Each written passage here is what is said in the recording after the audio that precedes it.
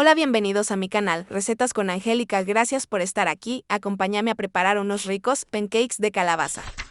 En un recipiente pondré una taza de avena, una taza de harina, media cucharadita de canela en polvo, un cuarto de cucharadita de nuez moscada, media cucharada de semillas de chía, una cucharada de polvo para hornear.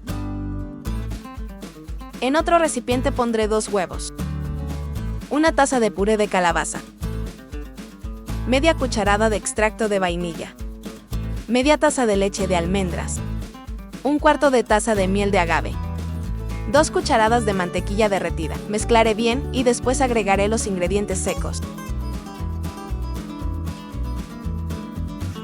Si queda muy espesa, puedes agregar un poco más de leche de almendras.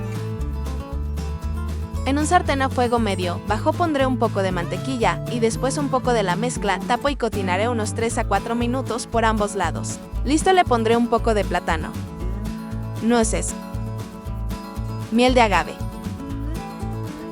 Listo, quedaron muy deliciosos. Muchas gracias por quedarte hasta el final.